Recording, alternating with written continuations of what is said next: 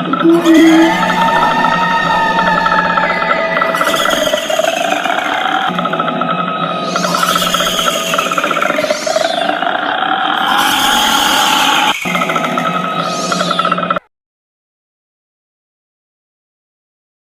बार की बात है, एक साधु बाबा एक पेड़ के नीचे बैठकर तपस्या कर रहे होते हैं और वो साधु बाबा कई सालों से तपस्या कर रहे थे।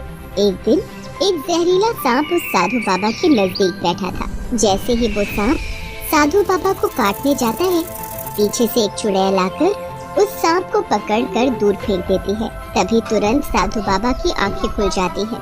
एक चुड़ैल होकर तुमने हमारी जान बचाई। हम बहुत ही प्रसन्न हैं तुमसे। मांगो, क्या मांगना चाहती हो?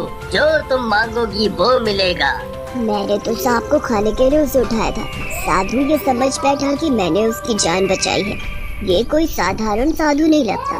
कई दिन से कोई जंगली जानवर नहीं मिला खाने को। मौका अच्छा है साधु से कुछ मांगने का। क्या सोच रही हो? जल्दी बोलो। अगर हम एक बार यहाँ से चले गए तो फिर कभी दिखाई नहीं देंगे।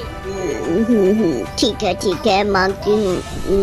मुझे ना एक उड़ने वाला पक्षी बना दीजिए साधु बाबा, जिसकी नजरें चाकू से भी तेज हो और वो बादलों की गहराइयों तक उड़ सके, ऐसा पक्षी। ठीक है। साधु अपने कमंडल से जल निकालता है, उसे हाथ में लेते हुए कुछ मंत्र पढ़ता है और चुड़ैल के ऊपर फेंक देता है।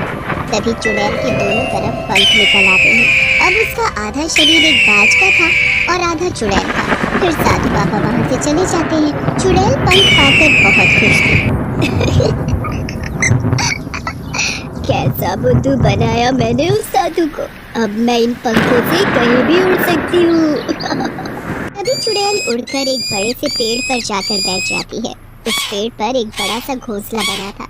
वो घोंसला एक बाज का था और उस घोंसले में बाज के 3 छोटे छोटे बच्चे भी थे। अरे, ये घोंसला तो किसी बाज का लगता है। मेरा यहाँ रहना ठीक नहीं है। अगर उसने मुझे अपने बच्चों के आसपास देख लिया तो वो नोच नोच कर मुझे खा जाएगा। तभी चुड़ैल की नजर कुछ नुकीली झाड़ियों पर पड़ती है। उन झाड़ियों में एक बाज मरा पड़ा था। तभी घोंसले से बच्चे चींची ची शोर मचाना शुरू कर देते हैं। लगता है ये बच्चे उसी बाज के हैं जो उन झाड़ियों में पड़ा है। शायद उन नुकीली झाड़ियों ने उसकी जान ले ली। पर अब इन बेचारे बच्चों का क्या होगा? ये अभी बहुत छोटे हैं, उड़ भी नहीं सकते। चुड़ैल को इन बच्चों पर बहुत तरस आता है। आज से मैं इन बच्चों की देखभाल करूंगी। शायद ये बहुत भूखे हैं। इनके लिए मैं जल्दी कुछ खाने को ले आती हूँ। चुड़ैल बच्चों के लिए कहीं से रोटी लाती है, पर बाज के बच्चे रोटी नहीं खाते। अरे, रोटी नहीं खानी तो क्या खाना है? हे भगवान, ये मैं कैसी मुसीबत में पड़ गई। हाँ, बाज को मांस खाना पसंद है तो उसके बच्चे भी मांस ही खाएंगे। तभी वहाँ जंगल में एक आदमी दिखाई देता है। वो वहाँ लकड़ियाँ चुनने आया था। क्यों ना मैं इस आदमी को इन बच्चों का भोजन बना दूं? फिर क्या था, चुड़ैल अपने पंख फैलाती हुई उस आदमी को पकड़कर पेड़ पर ले जाती है। बाज के बच्चे उस आदमी को देखते ही उसे नोच नोच कर खा जाते हैं। इन बच्चों की पसंद और मेरी पसंद बहुत मिलती जुलती है। बाज के बच्चे अब चुड़ैल को अपनी माँ समझने लगे। सभी बच्चे चुड़ैल से चिपक कर सो जाते हैं। सुबह होते ही बच्चे फिर से खाने के लिए शोर मचाने लगते हैं। चुड़ैल खाने की तलाश में गांव में घुस जाती है। अरे वो देखो, वो क्या बना है? उसका तो आधा शरीर चुड़ैल सा और आधा बाज का दिखता है। पर वो यहाँ हमारे गांव में किस लिए आई है? ये हम सबको कैसे घूर घूर कर देख रही है? देखो देखो। सुनो गाँव वालों, मेरे बच्चे बहुत भूखे हैं। उनके लिए मुझे खाना चाहिए। आराम से देते हो तो ठीक, नहीं तो मुझे छीनना भी आता है। इसे तो देखने में ही बहुत डर लग रहा है। अरे भाइयों, से जो चाहिए वो दे दो और यहाँ से दफा करो। तभी 2-3 गांव के आदमी अपने अपने घरों से खाना लाकर उस चुड़ैल के सामने रख देते हैं। मेरे बच्चे ये सब नहीं खाते। फिर तुम्हारे बच्चे क्या खाते हैं? मेरे बच्चे मांस खाते हैं, वो भी इंसानों का। भागो भागो, तभी अपनी अपनी जान बचाओ और अपने अपने घरों में जल्दी चलो। तभी चुड़ैल उड़ती हुई रानी को अपने पंजों से पकड़ लेती है। मुझे मत मारो।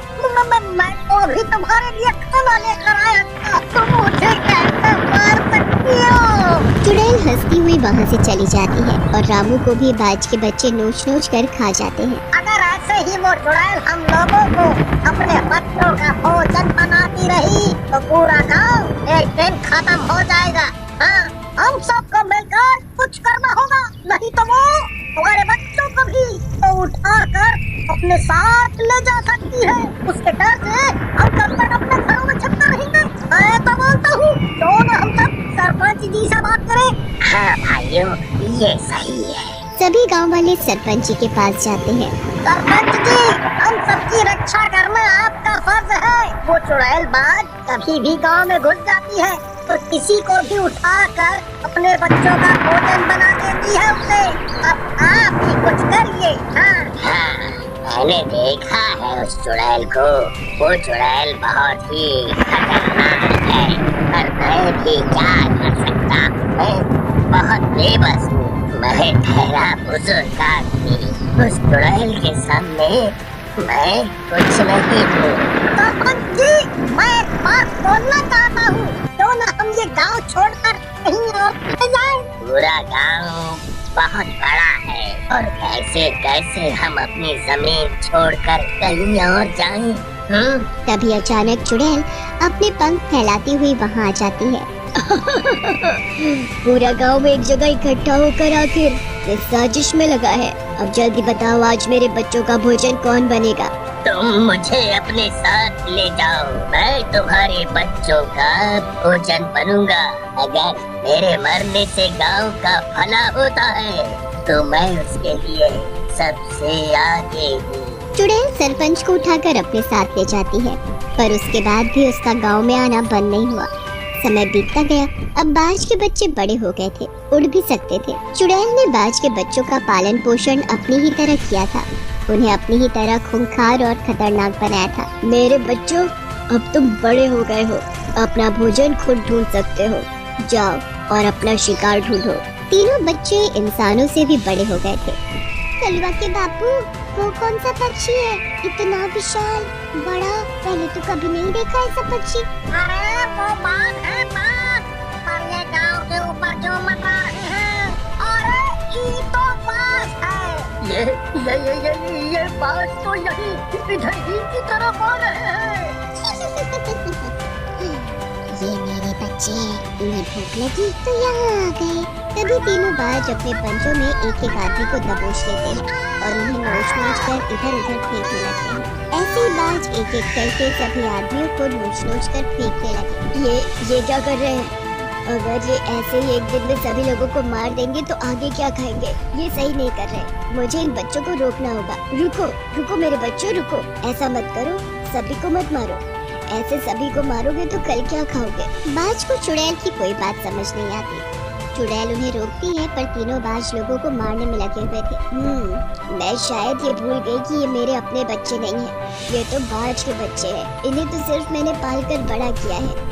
ये सब मेरी बात नहीं समझते। तभी कुछ गांव वाले अपने अपने हाथों में मशाल जलाकर लाते हैं और उनसे सभी बाज के बच्चों को भगा देते हैं। चुड़ैल भी उनके साथ चली जाती है। अगर हम सब एक साथ मिलकर रहेंगे तो चुड़ैल और उसके बच्चे हमारा कुछ नहीं बिगाड़ पाएंगे।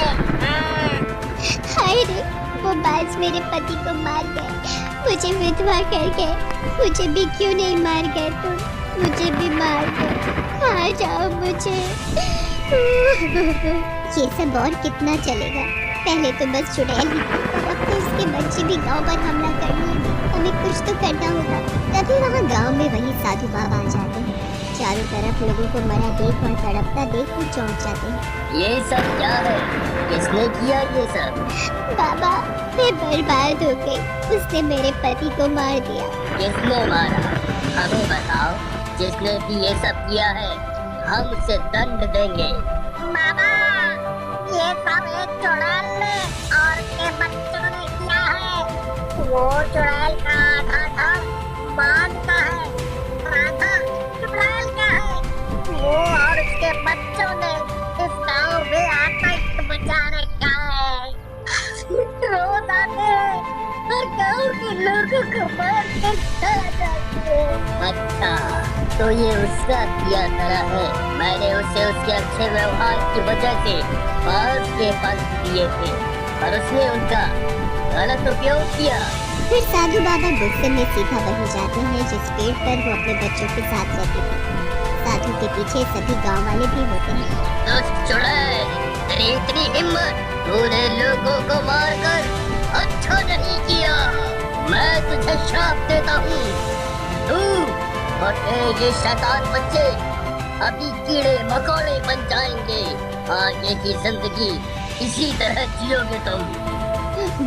बाबा ऐसा मत करिए, आगे से हम किसी को नुकसान नहीं पहुंचाएंगे। साधु बाबा चुड़ैल की एक नहीं सुनता। तभी चुड़ैल बाघ और उसके बच्चे छोटे छोटे कीड़े बन जाते हैं और जमीन पर रेंगने लगते हैं। फिर सभी गांव वाले चैन की सांस लेते हैं।